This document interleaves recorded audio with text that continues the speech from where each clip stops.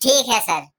अगर रिजल्ट में बीजेपी को क्लियर मैंडेट मिलता है तो आप अगले 5 साल मार्केट में क्या देखते हो? देखो, सीधी सी बात है, अगर क्लियर मैंडेट मिलेगा बीजेपी को, जैसा कि एग्जिट पोल में दिख रहा है, और पूरी पूरी उम्मीद दिख रही है कि बीजेपी 272 के, मैं बीजेपी की बात कर रहा हूं, मैं एनडीए की बात नहीं कर रहा हूं। बीजेपी अगर अकेली पार्टी 272 के आंकड़े को पार करती है तो इसका सीधा सा मतलब क्या जाता है, सीधा सीधा मतलब ये जाता है कि गवर्नमेंट बहुत स्ट्रांग बन रही है। और किसी भी कंट्री में अगर गवर्नमेंट स्ट्रांग बनती है तो उस कंट्री के इकोनॉमी के लिए बहुत अच्छा होता है। तो आने वाले टाइम पे इंडियन इकोनॉमी बहुत मजबूत होने वाली है अगले 5 साल में। अब सीधी सी बात है, इंडियन इकोनॉमी अगर मजबूत होगी तो डायरेक्टली कनेक्ट किससे होगा? डायरेक्टली कनेक्ट होगा स्टॉक मार्केट से। यानी स्टॉक मार्केट में आने वाले 5 साल में एक बहुत अच्छा बुल रन देखने को मिल सकता है। राइट, समझ में आया आपको? जी सर। तो बुल रन स्टॉक मार्केट में बहुत अच्छा देखने को मिल सकता है। तो बहुत सारी अपॉर्चुनिटी, अगर जैसा कि एग्जिट पोल में दिख रहा है, अगर ऐसा ही हो रहा है तो बहुत अच्छी अपॉर्चुनिटी एक इन्वेस्टर को, एक ट्रेडर को मिलने वाला है अगले 5 साल। सर आपको क्या लगता है कौन सा सेक्टर अच्छा परफॉर्म कर सकता है? देखो, अगर बात करें सेक्टर की, ठीक है, तो सेक्टर में अगर कोई भी कंट्री जब डेवलप होती है तो सेक्टर सबसे ज्यादा उसको क्या जरूरत पड़ेगा? सबसे पहले रियल्टी, इंफ्रास्ट्रक्चर और रियल्टी कंट्री को अपना बहुत मजबूत करना पड़ेगा। ठीक है, तो दो सेक्टर, ये इंफ्रास्ट्रक्चर, रियल्टी यहाँ पे आ गया। और क्या मजबूत होना चाहिए? अब जैसे कि आपको देख रहे हो फ्लेवर में क्या चल रहा है, ग्रीन एनर्जी, सोलर, ये सारी चीजें चल रही है, तो ये सेक्टर पूरा मजबूत रहने वाला है। प्लस दूसरा, इस गवर्नमेंट का सबसे ज्यादा फोकस रहने वाला रहता है, कहाँ पे रहता है? डिफेंस सेक्टर में। डिफेंस सेक्टर बहुत अच्छा करने वाला है।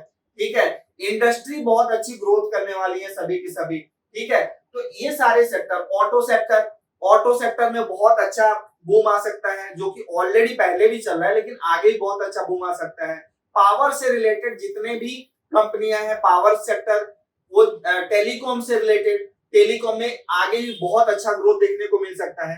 तो ये सारी चीजें टेलीकॉम से रिलेटेड, ईवी से रिलेटेड जो ऑटो सेक्टर है, ये बहुत अच्छा चल सकते हैं। तो ये सभी सेक्टर है जो कि आने वाले 5 साल में बहुत फोकस रहना चाहिए हमें यहाँ पे। ड्रोन वाली कंपनियां, चिप कंडक्टर वाली कंपनियां, तो ये सारे सेक्टर बहुत अच्छा परफॉर्म करेंगे आने वाले 5 साल में, ऐसा हमारा मानना है। देखो, होना क्या है, क्या होगा, ये किसी को भी एग्जैक्टली पता नहीं है। आप समझ रहे हो धनीराम जी? क्या होना है ये किसी को भी एग्जैक्ट पता नहीं है, लेकिन जो हमारा अनुभव बोलता है, जो पिछले हमने रिजल्ट्स देखे हुए हैं इलेक्शन के, चाहे 2019 हो गया, चाहे 2014 हो गया, चाहे वो 2009 हो गया, ये सब में ऐसा ही पैटर्न रिपीट हुआ है। तो इसका मतलब आगे भी हिस्ट्री चूंकि अपने आप को बार बार रिपीट करती है, तो आगे भी इसी तरह के पैटर्न देखने को हमें मिल सकता है। तो इतना ही हमें समझना है और बहुत ज्यादा कोई दिमाग नहीं लगाना है। जैसा जैसा होते जाए बाजार में, जो जो रिजल्ट आते जाए, वैसा वैसा आपको डिसीजन लेते जाना है। बहुत ज्यादा कंफ्यूजन करने की जरूरत ही नहीं है, क्योंकि देखो, एक रिटेल इन्वेस्टर के पास, आप हो, मैं हूं, हमारे पास क्या है, पैसा लिमिटेड है ना? तो हमें बहुत ज्यादा दिमाग लगाएंगे, बहुत ज्यादा कंफ्यूजन में घुसेंगे तो फिर दिक्कत आएगी। तो हमें क्लियर कट 2-4 चीजें देखनी है। और जब भी बाजार करेक्शन देता है, पैसा कब लगाना है मैं आपको बताऊं। लॉन्ग टर्म में देखो, ट्रेडर कभी भी कुछ भी कर सकता है, बट आपको पैसा कब लगाना है? आपको जब भी बाजार में गिरावट दिखे, करेक्शन आए, वहां पे पैसा लगाना है। बिल्कुल भागते भागते गैप अप में कूदना नहीं है।